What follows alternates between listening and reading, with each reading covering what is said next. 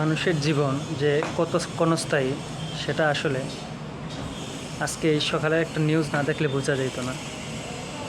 আমাদের সিলেটের টিলাগড়ের যে কন্টেন্ট ক্রিয়েটর দীপঙ্কর দ্বীপ, ছেলেটার সাথে আমাদের সেভাবে সম্পর্ক নেই বা আমি ওইভাবে ব্যক্তিগতভাবে চিনি না, অবশ্যই না, অনেকেই চেনে না, কিন্তু ওর কন্টেন্টগুলো অনেক ভালো এবং কন্টেন্টের জন্যই মূলত সবাই ওকে চিনে। এবং ও তো একজন তরুণ, আমার থেকেও ছোটো হবে, মেবি অনেক ছোটো হবে, তো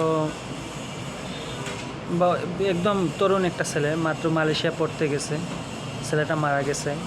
এই নিউজটা শোনার পর থেকে মানে আমি বুঝতেছি না যে ওর ফ্যামিলির মানুষ কীভাবে ধৈর্য ধরবে বা বিষয়টা মানে একদম করুণ জিনিসটা। একদম শোনার পর থেকে আমি নিজেই আমার নিজেরই খারাপ লাগতেছে।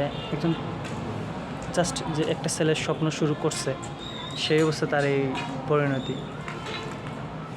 ওর মা বাবা কীভাবে ধৈর্য ধরবে আসলে এটা জানা নেই। জিনিসটা ভাবতেই খারাপ লাগে। মানুষের জীবন ক্ষণস্থায়ী এবং এইভাবে এত ক্ষণস্থায়ী হওয়াটা আসলে কি বলবো। আমরা কত পরিকল্পনা, কত কিছু করি, কিন্তু আসলে ঈশ্বরের পরিকল্পনা আমাদের কাছে কিছুই না। উনি জানেন কি করবেন না করবেন। তো যাই হোক, ছেলেটার জন্য সবাই আমরা অবশ্যই ওর জন্য দোয়া করি, আশীর্বাদ করি ছেলেটা যেন পরপরে ভালো থাকে।